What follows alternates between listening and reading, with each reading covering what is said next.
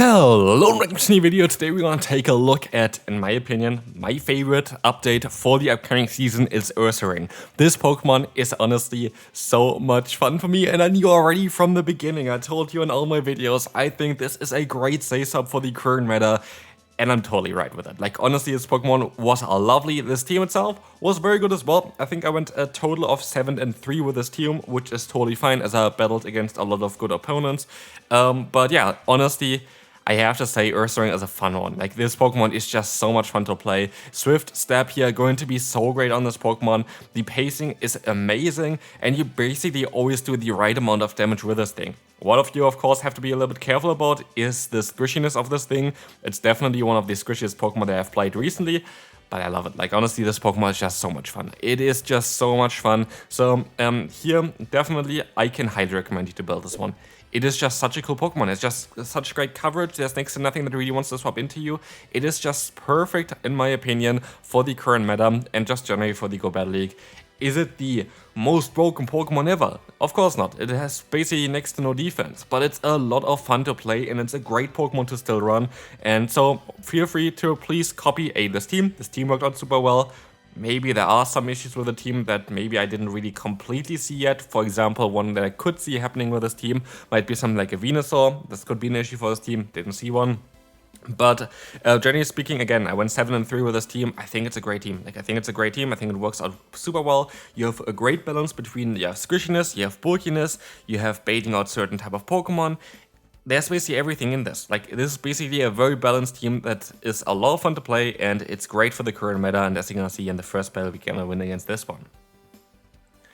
What I have to say, some of my teams definitely got covered here from some people as well. I think I encountered 2 times the team that I just saw in Elite, which I showcased already on my channel. So shoutouts to you guys, of course. I always appreciate when you are copying my teams. Of course, it makes it easy for me to predict. Other people might not think like, oh yeah, that's going to be Jonkus' team, because I have quite a lot of teams, especially right now that I'm going to showcase.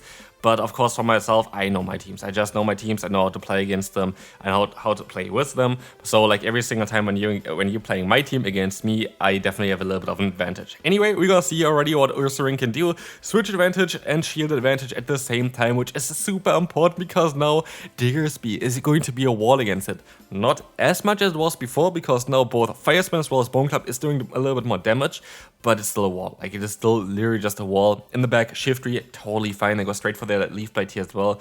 And at this point, I can go for 4 more fast moves without any doubt, and I should be able to reach that Moonblast perfectly before they can go for their own charge move, and this is going to be game over. What do they want to do here? With that Marowak, they don't have enough damage output, and 1 Moonblast would be enough, but they decided to just go for their own charge move. That is fine by me. Bone Club coming through, and now it's down to the Scorching Sands, and that is going to be easily enough to seal the deal here. Good game to the opponent. Next one coming up, Feraligatr. This is actually a little bit more of a trickier one. I decided to swap out usually here because you sadly don't outspeed them. That's the one thing that I kinda feel is a bit sad about it.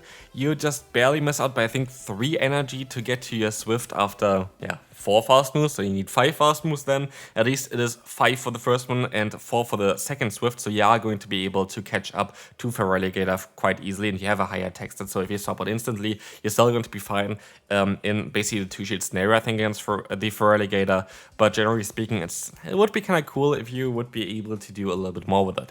Anyway, here we're going to see Malamar. Malamar's charge move all going to be resisted by Clefable, which is just lovely. In comes Clodsire. Now it's down to our Diggersby to kind of win this battle, which is going to be definitely a task.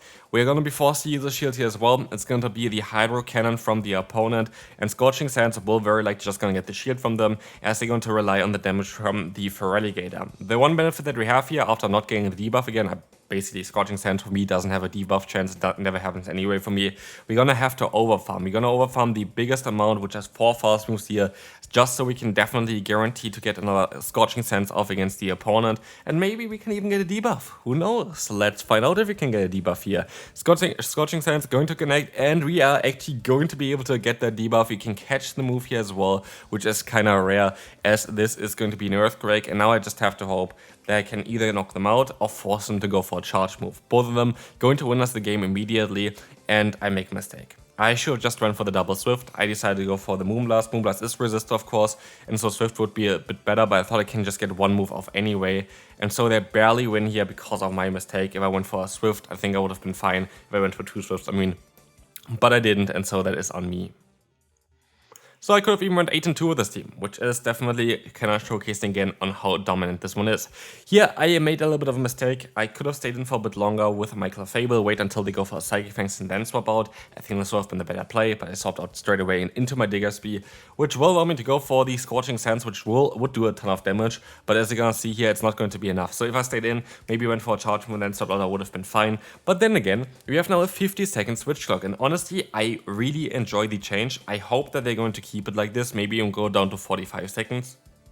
But I have to say, switch clock change makes the game so much more dynamic, makes it so much more fun, makes it so much more challenging and giving it a little bit more of a twist, because being stuck in a matchup for 1 minute in a game that goes a maximum 5 minutes basically limits your switching quite a bit. And now being only 50 seconds limited into, like, locked into a certain matchup is going to be so much better. So I can definitely already say, after all the battles I did so far this season, which are, I mean, not close to 100, but I think it's just 55. I think the season is literally just, 2 days open.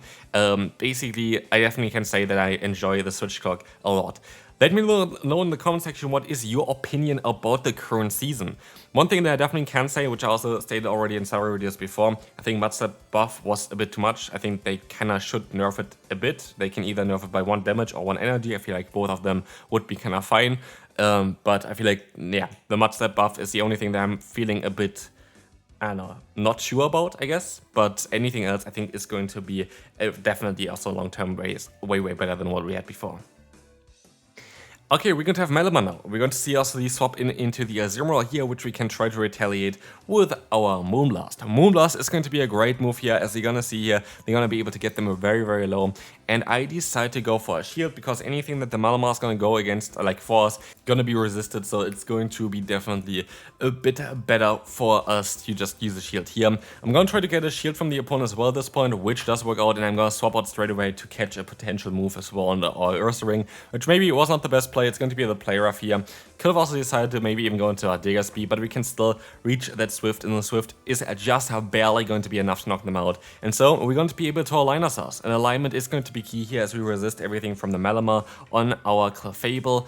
It is very likely going to be the Whimsicott in the back, based on, of course, the team that I built. So shoutouts to you again for watching my videos. I really appreciate it. All of you, like, I really appreciate everything that I can do here, honestly. But yeah, you're going to see the Whimsicott here getting the attack debuff from our Moonblast, which is honestly classic for this channel, getting attack drops from Moonblast on both sides, basically. There's not really a video where Moonblast Pokemon get showcased when we don't get a debuff from it, which is kind of mad, because Scorching Sands for me, it feels like I never get a debuff, and Moonblast feels like it's more like 40% or something. But anyway, we're able to basically force the opponent to go for 3 charge moves here instead, which is going to be fine, because now we can go for another charge move here with Clefable, get the knockout, and also get the knockout against the Malamar at the same time, as they're forced to go for 2 charge moves, which they can't. Next opponent, again, Feraligatr, a little bit of a weak spot for this team maybe. In comes though the Diggersby. Diggersby, we're gonna be able to hit hard with a close combat, so I'm not even too worried about this. I'm gonna let the move go through here as well. It's going to be the Fire Punch, which we can easily survive. And now it's down to the close combat. We're gonna be able to go for 1 close combat here, which is going to be able to connect, do a ton of damage. And now the next move is gonna be the Swift, which would knock them out, but in this case they're going to use a shield instead. Now I can go into my own Diggersby. Trying to farm up some extra energy might be crucial for the secondary matchup afterwards. Let's see what the opponent gonna do here. They're gonna go for their own Scorching Sands. They don't get the debuff either, and we're just gonna try to go for the full farm down. I don't really care what they're gonna do here next. Hopefully they just don't get the debuff with the Scorching Sands, so it would be very important. And they do get the debuff, which is really unfortunate. And you're gonna see here already why, because now Feraligatr is going to be able to survive this hype. I mean, this would be a one-shot usually, and so now it is down to Clodsire in the back. Actually, if we didn't get debuffed, I guarantee win the battle at this point, and that is kind of annoying. Of course, 30% chance, like, I'm not blaming anyone or anything like this. It is just a game by chance here, but this would have been definitely a matchup that was winnable, way easier at least, if we just didn't get the debuff on our Hyper Beam there, because then we would have knocked them out, then we didn't have to swap out, and then we would have had a Clodsire against the Diggersby with a shield advantage. Clodsire would have to take at least 1 hit from it, and I think we would have been totally fine for the end game. But Yeah, it is what it is. At this point, we kind of have to hope that I guess maybe they're going to go for a double Stone Edge here. This, I guess, may only play because the Feraligatr is now, of course, going to be able to get to another charge move, and that is not going to be nice. So, yeah, this game came down again to 1 debuff, and so I could have actually went 9-1 with this team so far, which is kind of mad as well. Next opponent, we're going to have the Abomasnow Elite, and not really ideal, but we can still manage, and that is the most important thing. We always have somewhat of an out. Like I don't think there's a Pokemon yet, at least I have seen, where we don't have any play against. I guess definitely like the worst one is going to be Venusaur. Venusaur definitely going to be one where you have to be very careful. But then again, you're going to be able to outspeed it with Swift. You're going to be able to outspeed it with Swift again with the Ursaring. And then you're going to have the Diggersby in the back with energy. It's still going to do some nice damage against something like a Venusaur. But here we were able to catch the Icy Wind, which is definitely not ideal. But they're going to swap on to the Toxapex, allowing me to go for a Swift. But also, in the same breath, we're going to be able to align our Pokemon correctly, which is going to be super important because you don't want to have Clefable against the Toxapex. And so, of course, it's now down to the Diggersby. Diggersby, they're gonna go in here, gonna try to go for Scorching Sensei eventually, as they're gonna rear their final Pokemon being the Umbreon. We can let the move go through, I'm not too worried about it. Brian would do way more damage than this Foul Play does, and so we can swap out into our Clefable. I can take a hit from the opponent, and I'm just gonna let the move go through. Either Psychic or Last Resort, it is going to be the Psychic, and we can easily take the hit. We can try to go for the Moonblast as well here as we go up to 100 energy. This is going to be able to get the final shield from the opponent, and now we are just gonna let the move go through. My plan here is now to try to knock them out with a Hyper Beam, but as they're gonna nearly knock me out here, I can still at least go for a Swift, but they swapped out into the Toxapex, putting them guaranteed into the range, I think, for the Scorching Sands here, which is kind of nice. The Swift here definitely helped out quite a bit. Actually doesn't even go into range yet. But it's not even that bad because we can use a shield here, guaranteeing to not get hit by a Brine is kind of nice. As now we're gonna go for the full farm down, have a ton of energy, and I guess it's better actually in this case to just go for a double Scorching Sands. It's faster, it is easier, it has the chance to debuff the opponent. Let's find out if we can do that. I don't think we can, but or maybe was it? I don't know, I just didn't really see it there to be fair. But Scorching Sands is coming through here again, and we can just go for the full farm down and win the battle.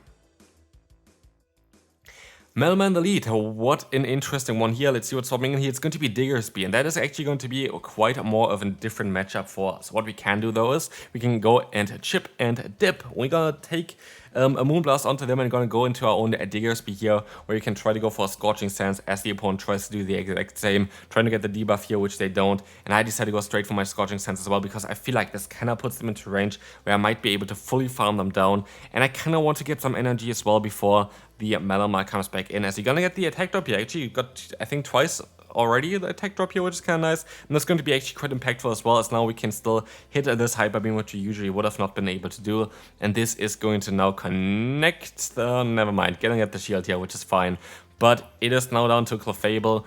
I could go for the safe play to just go and spam those Swifts, but yeah, I guess the opponent tries to do their best to get as much energy as possible. I'm forced to go for a shield now, even though the first one would have been better to shield up because they dropped the attack. And they still get another one. I did not expect that they would have that much energy here, but we can still survive. We have a ton of energy, but they're gonna go into the Toxapex now, while we can at least still store the Swift on our other Pokemon here, on our Clefable. And so now it's down to Ursaring to win this battle. Can we do this? It's gonna be not ideal here for sure. We have to hope that we can get to 2 more Swifts before the opponent can go for 2 Brines, which is going to be a difficult one. We generate energy a bit faster, we need way less energy than the opponent, but also we have an energy disadvantage from the beginning, and this might be the point here where the opponent going to be able to outspeed me. And yes, we needed 1 more fast move to knock them out. If I was a bit faster there, I guess I would have been fine as well. But yeah, at the end of the day, what can you do? I tried my best here to even now snipe them with my other Pokemon, but it didn't work, and so we can move on to the final battle of the day.